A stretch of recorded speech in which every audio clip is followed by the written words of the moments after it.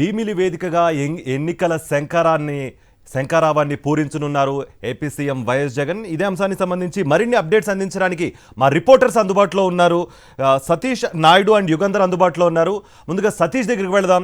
Already దీనికి భీమిలి సభ సంబంధించిన ఏర్పాట్లన్నీ పూర్తయిపోయాయి. దాదాపు 2 నుంచి 3 లక్షల పైచిలుకు ప్రజలు వచ్చే అవకాశం ఉన్నట్టుగా కూడా సమాచారం అందుతోంది. దీనికి సంబంధించిన ఏర్పాట్లకు సంబంధించిన అప్డేట్స్ ఏంటి సతీష్? కార్తీక్, ఈరోజు వైఎస్ఆర్ కాంగ్రెస్ పార్టీ 2024 ఎన్నికల శంఖారావాన్ని వైఎస్ఆర్ కాంగ్రెస్ పార్టీ అధ్యక్షుడు ముఖ్యమంత్రి వైఎస్ జగన్మోహన్ రెడ్డి ఉత్తరాంధ్ర వేదిక నుండి ఉత్తరాంధ్ర ముఖద్వారమైనటువంటి విశాఖ వేదికగా ఎన్నికల శంఖారావాన్ని పూరించనున్నారు. ఇప్పటికే ఉత్తరాంధ్రలో ఉన్నటువంటి 34 నియోజకవర్గాల నుండి పెద్ద ఎత్తున వైఎస్ఆర్ కాంగ్రెస్ పార్టీ శ్రేణులన్నీ కూడా తరలిరానున్నాయి. ప్రధానంగా ఈ ఎన్నికలకు సంబంధించి వైఎస్ఆర్ కాంగ్రెస్ పార్టీ ఏ విధంగా ముందుకెళ్ళబోతుంది, ఎన్నికల కార్యక్షేత్రంలో కార్యకర్తల పాత్ర ఏ విధంగా ఉండాలన్న అంశాన్ని ముఖ్యమంత్రి వైఎస్ జగన్మోహన్ రెడ్డి దిశానిర్దేశం చేస్తారు. ఇప్పటికే 4 ప్రాంతీయ సదస్సులు నిర్వహించాలని వైఎస్ఆర్ కాంగ్రెస్ పార్టీ నిర్ణయించింది. అందులో భాగంగా మొట్టమొదటి ఈ సదస్సుని ఇక్కడ విశాఖ నియోజకవర్గం, విశాఖ లోక్సభ పరిధిలో ఉన్నటువంటి భీమిలి నియోజకవర్గం కేంద్రంగా దీన్ని ఇవాళ మొట్టమొదటి సభ నిర్వహిస్తుంది. సో వైఎస్ఆర్ కాంగ్రెస్ పార్టీ ఇప్పటికే ఎన్నికల బరిలో అన్ని రాజకీయ పార్టీల కంటే కూడా అత్యంత ముందుగా ఉన్నటువంటి పరిస్థితి. ఎందుకంటే ఇప్పటికే ఒకవైపు నియోజకవర్గాలకు సంబంధించినటువంటి సమన్వయకర్తలు మార్పులు చేర్పులు చేస్తుంది. 58 నియోజకవర్గాల్లో ఇప్పటికే మార్పులు చేసింది. 58 అసెంబ్లీ నియోజకవర్గాలకు సంబంధించి, అదేవిధంగా 10 లోక్సభ స్థానాలకు సంబంధించి మార్పులు చేర్పులు చేస్తుంది. మరొక వైపు ఉన్నటువంటి సిట్టింగ్లో చాలామందికి ఆ సిట్టింగ్ శాసనసభ్యులు కూడా మళ్ళీ వచ్చే ఎన్నికల బరిలో దించాలని ఇప్పటికే నిర్ణయించింది. సో ఒకవైపు రాజకీయ సమీకరణాలు ఒకవైపు చేస్తూనే, మరొకవైపు వైఎస్ఆర్ కాంగ్రెస్ పార్టీ ప్రజలకి గత 4.5 సంవత్సరాలుగా ఎటువంటి పరిపాలన అందించింది, ఎన్నికల మేనిఫెస్టోలో చెప్పినటువంటి 98.5% హామీలని ఏ విధంగా అమలు చేసి చూపించారు. రాబోయేటువంటి ఎన్నికల్లో గతంలో 151 సీట్లు సాధించి 50% పైగా ఓట్లు సాధించినటువంటి వైఎస్ఆర్ కాంగ్రెస్ పార్టీ మళ్ళీ అటువంటి విజయాన్ని మళ్ళీ పునరుద్ఘాటించాలంటే, ఖచ్చితంగా దాన్ని మళ్ళీ సాధించాలంటే ఒక కార్యక్షేత్రాన్ని సిద్ధం చేసుకోవాలి, కార్యకర్తలు దానికి సన్నద్ధం చేయాలి. కార్యకర్తలు చాలా కీలకమైనటువంటి భాగం అన్నది ఎన్నికల ప్రక్రియలో అని ముఖ్యమంత్రి వైఎస్ జగన్మోహన్ రెడ్డి గతంలో ప్రతి సందర్భంలో కూడా కార్యకర్తలతో అత్యంత సన్నిహితంగా, వ్యక్తిగతంగా ఎక్కువ సందర్భాల్లో మాట్లాడేటువంటి ప్రస్థానం వైఎస్ జగన్మోహన్ రెడ్డి రాజకీయ పార్టీ ప్రారంభించినప్పటి నుండి కూడా. సో ప్రతి ఒక్క సందర్భంలో కూడా కార్యకర్తల నుండే ప్రారంభిస్తారు గతంలో ఎన్నికలకు సంబంధించినటువంటి యాక్షన్ ప్లాన్. సో ఈరోజు ఉత్తరాంధ్ర నుండి ఎన్నికల శంఖారావాన్ని పూరించబోతూ ఉన్నారు. ఏ విధంగా ముందుకెళ్ళాలి, ప్రతిపక్షాలు చేస్తున్నటువంటి దుష్ప్రచారాన్ని ఏ విధంగా తిప్పుకొట్టాలి, ప్రజలకి ఇప్పటివరకు ఈ 4.5 సంవత్సరాల్లో ఏ అంశాల్లో ఎటువంటి మార్పు చేసి చూపించాం అన్నది కాకుండా, దాంతోపాటు మనం చూడొచ్చు ఈరోజు ప్రత్యేకంగా ఈ వేదిక అన్నది ఇప్పటివరకు గత 4.5 సంవత్సరాల్లో ముఖ్యమంత్రి వైఎస్ జగన్మోహన్ రెడ్డి పాల్గొనేటువంటి ఏ సభల్లో లేనటువంటి ఒక ప్రత్యేకత ఈరోజు ఈ వేదికకి సంబంధించి. ముందుగా ఒక ర్యాంప్ కూడా ఉంది. దీనికి సంబంధించి ముఖ్యమంత్రి వైఎస్ జగన్మోహన్ రెడ్డి కార్యకర్తల మధ్యలోకి వెళ్ళబోతూ ఉన్నారు. అంతేకాకుండా కార్యకర్తలు వాళ్ళు అడిగేటువంటి సందేహాలను నివృత్తి చేయబోతూ ఉన్నారు. వాళ్ళతో మరింత ప్రత్యక్షంగా కలిసేటువంటి అవకాశం ఉంటుంది ఈరోజు. సో ఈ 4 సభలు కూడా ఇదే తరహాలో వినూత్నంగా నిర్వహించబోతున్నాను. సో అందుకనే దీనికి సిద్ధం. నేను ముఖ్యమంత్రిగా, పార్టీ నాయకుడిగా ఎన్నికలకి నేను సిద్ధంగా ఉన్నారు, మీరు కూడా సిద్ధంగా ఉండాలి. నేను కార్యకర్తల్ని సిద్ధం చేయాలనేటువంటి లక్ష్యంతో ఈరోజు వైఎస్ఆర్ కాంగ్రెస్ పార్టీ సిద్ధం సభను నిర్వహిస్తోంది. సో చాలా పూర్తి స్థాయిలో ఏర్పాట్లు జరిగినటువంటి పరిస్థితి. ఇప్పటికే అన్ని జిల్లాలు ఏవైతే ఉమ్మడి ఉత్తరాంధ్ర జిల్లాల్లో 3 జిల్లాల నుండి కూడా 34 నియోజకవర్గాల నుండి పెద్ద ఎత్తున కార్యకర్తలు రాబోతున్నటువంటి పరిస్థితి. కార్తీక్, రైట్. సతీష్ అండ్ మనతో పాటు నాయుడు కూడా అందుబాటులో ఉన్నారు. నాయుడు, ప్రస్తుతం మీరు ఎక్కడున్నారు? అండ్ ఏర్పాట్లు ఆల్రెడీ భారీ ఎత్తున పూర్తయ్యాయన్నట్టు తెలుస్తోంది, అండ్ భారీ జనం కూడా తరలి రానున్నట్టుగా కూడా తెలుస్తోంది 34 నియోజకవర్గాల నుంచి కూడా. అండ్ మెయిన్గా 4 ప్రాంతాల్లో 4 చోట్ల సభలు నిర్వహించనున్నారు. దానికి సంబంధించిన ఏర్పాట్లు ఎలా ఉన్నాయి? ఆల్రెడీ మీ పక్కన నేతలు కానీ కార్యకర్తలు కానీ పెద్ద సంఖ్యలో ఉన్నట్టుగా తెలుస్తోంది. ఏంటి మీ దగ్గర ఉన్న updates? Karthik CM YS Jaganmohan Reddy Uttarandhra ప్రాంతం నుంచి ఎన్నికల శంఖారావాన్ని పూరించనున్నారు. మధ్యాహ్నం 3 గంటలకు విశాఖపట్నం చేరుకున్న సీఎం వైఎస్ జగన్మోహన్ రెడ్డి 3:30 గంటల ప్రాంతంలో సభా ప్రాంగణానికి చేరుకుంటారు. ఇక్కడ 1.5 గంటల సేపు కార్యకర్తలతోనే సీఎం వైఎస్ జగన్మోహన్ రెడ్డి ప్రసంగించనున్నారు. ముఖ్యంగా వైఎస్ఆర్సీపీ అధికారంలోకి వచ్చిన తర్వాత ఎటువంటి సంక్షేమ కార్యక్రమాలను అమలు చేసింది అనే విషయాలన్నింటినీ కూడా వారితోని చర్చించనున్నారు. అలాగే అధికారం రావడం కోసం ప్రతిపక్ష పార్టీలన్నీ రాష్ట్రం మీద చేస్తున్న కుమ్మక్కు కుట్ర రాజకీయాల గురించి కూడా వైఎస్ఆర్సీపీ కార్యకర్తలకు ముఖ్య నేతలకు సీఎం వైఎస్ జగన్మోహన్ రెడ్డి వివరించున్నారు. అయితే సీఎం రాక్ కోసం కార్యకర్తలంతా కూడా ఎంతో ఆసక్తిగా ఎదురు చూస్తున్నారు. 2-3 రోజుల నుండి కూడా కార్యకర్తలంతా కూడా సమావేశమై సభను ఏ విధంగా విజయవంతం చేయాలనే దాని మీద కూడా వాళ్ళు ఇప్పటికే మాట్లాడుకోవడం కూడా జరిగింది. మధ్యాహ్నం నుండి మరి కాసేపట్లో పెద్ద సంఖ్యలో కార్యకర్తలంతా కూడా ఈ సభా ప్రాంగణానికి చేరుకున్నారు. ఇప్పుడే కొంతమంది ఈ సభా ప్రాంగణం దగ్గరకు కూడా రావడం జరుగుతుంది. ఇదే విషయం మీద మనతో మాట్లాడడానికి కొంతమంది వైఎస్ఆర్సీపీకి చెందిన కార్యకర్తలు కూడా ఉన్నారు. సార్ చెప్పండి, సీఎం రాక కోసం మీరు ఏ విధంగా ఎదురు చూస్తున్నారు? అన్ని విధాలా ఈరోజు నేను YSR Congress party working president sir Aurobindo pharma, అలాగే సిట్టివలస జూట్మిల్ కాంగ్రెస్ కార్మిక సంఘం వర్కింగ్ ప్రెసిడెంట్ సార్. కారణం ఏంటంటే ఈరోజు రాష్ట్ర వ్యాప్తంగా మోకమ్మడిగా అన్ని పార్టీలు కూడా జగన్మోహన్ రెడ్డిని ఎదుర్కోలేక పార్టీలన్నీ గుమ్ముగూడి రకరకాల కుయుక్తులు పన్నుతున్నారండి. మరి అటువంటి పరిస్థితుల్లోనూ ఏకైక నాయకుడు, నిజానికి daring and dashing in hero, నిజంగా సినిమాలో హీరో ఉంటారు కానీ నిజ జీవితంలో హీరో ఎవరంటే వైఎస్ జగన్మోహన్ రెడ్డి గారేనండి. కారణం ఏంటంటే ఆయన సంక్షేమ పథకాలు పెట్టడానికి ఈ నిధులు ఎక్కడి నుండి వస్తున్నాయో కూడా ఎవరికి అర్థం కావట్లేదండి. కారణం ఏమిటంటే కరోనా కష్టకాలంలో రాష్ట్రం మొత్తం, ఈ రాష్ట్రమే కాదండి అన్ని దేశాల్లోనూ కూడా రకరకాల ఈ కరోనా బాధితులు ఆదుకోలేక చాలామంది చనిపోయారండి.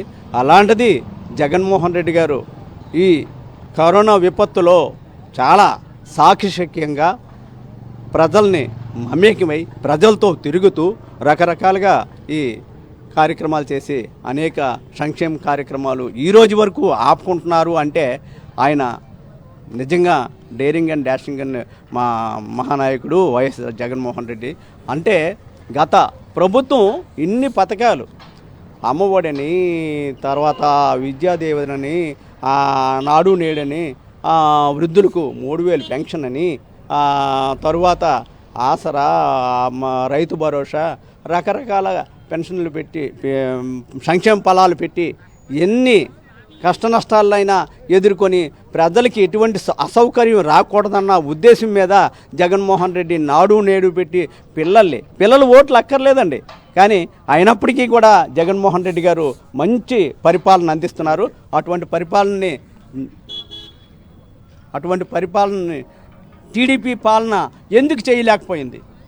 ఈ జగన్మోహన్ రెడ్డి గారు ఈ పథకాలన్నీ ఎందుకు పెట్టగలుగుతున్నారు?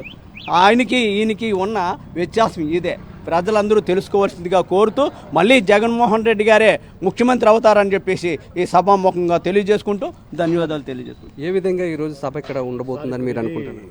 ఇవాళ సిద్ధం అనే పిలుపు ఏంటంటే, దీనికి అర్థం ఏంటంటే ఈ రోజున అన్యాయానికి వ్యతిరేకంగా జగనన్న చేస్తున్న యుద్ధానికి సిద్ధపడమని ఇవాళ స్టేట్ మొత్తం కూడా వైఎస్ఆర్సీపీ నాయకులు కానీ, కార్యకర్తలు కానీ, ప్రజలు కానీ అసలు ఇవాళ ఆయన ఇచ్చే మాట ఇవాళ చాలా స్పష్టమైందండి. ఎందుకంటే అన్ని రకాలుగా అన్ని పార్టీలు కలిపి ఒకే ఒక్కడిని ఎదుర్కోలేక ఎన్నో కుట్రపూరితంగా ఎన్నో చేస్తున్నారండి. అవన్నీ కూడా మన వైసీపీ నాయకులు, కార్యకర్తలకి ఇవ్వాల ఉత్సాహాన్ని ఇవ్వడానికి ఇక ముందు ఏం చేయబోతున్నారు, స్టేట్కి ఏ డేట్ చేయబోతున్నారు అనేది కూడా ఇవాళ జగన్మోహన్ రెడ్డి గారు వివరణిస్తారండి. అంతేకాకుండా ఇవాళ ఈ జరిగే కార్యక్రమానికి 3,50,000 మంది హాజరవుతున్నారండి.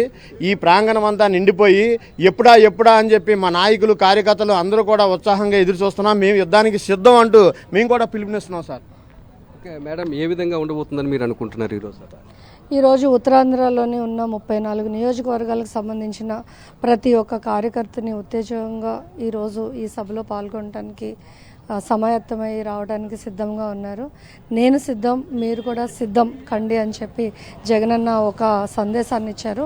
కార్యకర్తలకి దశ దిశ నిర్దేశం చేయడానికి ఈ యొక్క మీటింగ్ యొక్క ముఖ్య ఉద్దేశం ఇప్పుడు మనం గడిచిన పరిపాలన చూసాము, జగన్మోహన్ రెడ్డి గారి పరిపాలన చూసాము. కరోనా లాంటి కష్ట పరిస్థితుల్లో కూడా ప్రతి ఒక్క ఇంటికి, పేదవాడికి ఇంటికి రేషన్ అందించడమే కాకుండా తను ఇచ్చిన వాలంటీర్ వ్యవస్థ ద్వారా ఈ రోజున ఇంట్లో ఉన్న భార్య భర్త కూడా పక్క గదిలోకి వెళ్ళి చేయలేని పరిస్థితుల్లో జగనన్న చేసిన సంక్షేమ పాలన ప్రతి ఒక్క గడపకి చేరాలనే ఉద్దేశంతో కార్యకర్తలకి దిశ నిర్దేశం చేసి ఏదైతే జగనన్న తన సుపరిపాలన అందించారో అదే పరిపాలన మళ్ళీ ఆంధ్ర రాష్ట్ర ప్రజలకు కావాలి అంటే జగనన్నే కావాలి.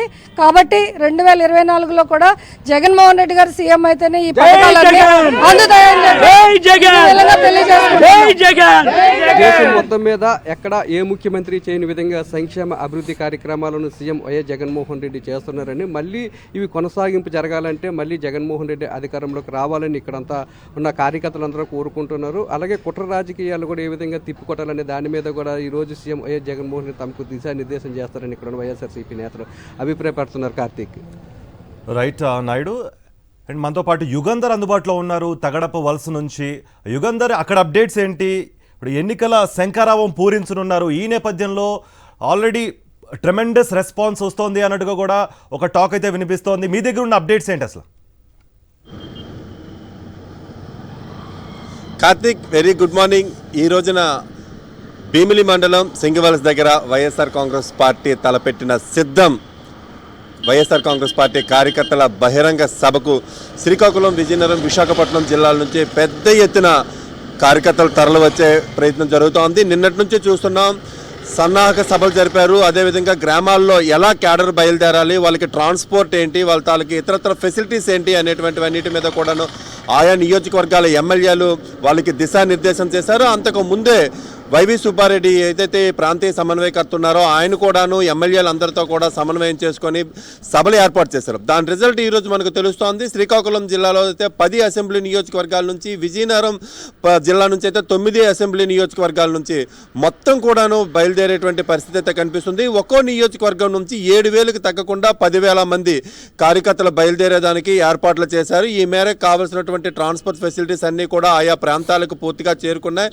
మధ్యాహ్నం 2 గంటల తర్వాత విజయనగరం నుంచి, శ్రీకాకుళం నుంచి వచ్చే అవకాశాలు కనిపిస్తోంది. ఎందుకంటే బహిరంగ సభ 3 గంటలకు అంటున్నారు. వీళ్ళందరికీ కూడాను ఇప్పటికే వెహికల్స్ అన్ని కూడా పంపించారు. 11 గంటలకు వాళ్ళు బయలుదేరినట్టయితే 2 గంటలకి ఆ ప్రాంతానికి, ఇక్కడ తగరప వలస ప్రాంతానికి చేరుకుంటారు. తగరప వలస దగ్గర నుంచి ఆనందపురం మీదుగా బహిరంగ సభ ప్రాంతానికి చేరుకుంటారు. అక్కడి నుంచి ఏదైతే వెహికల్స్ అన్నింటినీ కూడా పబ్లిక్ ట్రాన్స్పోర్ట్, అదేవిధంగా ఓన్ ట్రాన్స్పోర్ట్స్ని ఏర్పాటు చేసుకున్నారో వీళ్ళంతా కూడాను సభా ప్రాంగణం దగ్గర ఈ జనాలందరినీ దించేసిన తర్వాత యూటర్న్ తీసుకొని ఇక్కడ ఉన్నటువంటి ఆనందపురం డౌన్లో ఉన్నటువంటి ప్యారడైజ్ రెస్టారెంట్, ఈ ప్రాంతంలో ఉన్నటువంటి ప్రాంత పార్కింగ్ ప్లేస్లో వెహికల్ అన్నింటినీ కూడా సిద్ధం చేస్తారు. మొత్తం ఈ 2 జిల్లాల నుంచే, శ్రీకాకుళం జిల్లా నుంచి, విజయనగరం జిల్లా నుంచే తీసుకున్నట్టయితే దాదాపు 2 లక్షల మంది ప్రజలైతే, కార్యకర్తలు అయితే హాజరయ్యేటట్టుగా కనిపిస్తుంది. ముఖ్యంగా వైఎస్ జగన్మోహన్ రెడ్డి గారిని కార్యకర్తలు కలవాలి అనేటువంటిది చాలా బలంగా వాళ్ళలో ఉంది. ఎందుకంటే ఈ రోజున గ్రామాల్లో వాళ్ళంతా వెళ్ళినప్పుడు, గడపకి తిరిగినప్పుడు వాళ్ళందరికీ కూడా ప్రజాదరణ చాలా ఎక్కువగా ఉంది. మీరు ఇచ్చినటువంటి సంక్షేమ పథకంతో మా కుటుంబం లబ్ధి పొందింది, ప్రతి కుటుంబానికి ₹1,00,000 వరకు మేలు జరిగింది అని ఆ గ్రామాల్లో ఉన్నటువంటి ప్రజలందరూ చెప్పడంతో కార్యకర్తలందరికీ కూడా ఒక బూస్టింగ్గా కనిపిస్తోంది. ఆ బూస్టింగ్ తోటి ఈరోజు ముఖ్యమంత్రి వైఎస్ జగన్మోహన్ రెడ్డిని నేరుగా కలిసి వాళ్ళు తమ తాలకు కృతజ్ఞతలు తెలుపుకునే కార్యక్రమం అయితే ఈరోజు జరుగుతుంది. అందుకు తగ్గట్లే సభా ప్రాంగణం దగ్గర కూడా ఒక ర్యాంప్ ఏర్పాటు చేశారు. జనాల మధ్యకి ముఖ్యమంత్రి వచ్చి కార్యకర్తలందరినీ కూడాను అభివందన చేసినటువంటి కార్యక్రమం ఉంటుంది. కాబట్టి నేరుగా ముఖ్యమంత్రిని డైరెక్ట్గా చూసే అవకాశం ఉంది, కృతజ్ఞతలు తెలిపే అవకాశం ఉందని చెప్పి కార్యకర్తలందరూ కూడా ఒక కథనోత్సాహంతో ఈ రోజున ఈ కార్యక్రమానికి తరలి వచ్చేటువంటి పరిస్థితి మనకి ఇక్కడ తాజాగా కనిపిస్తోంది. కార్తీక్.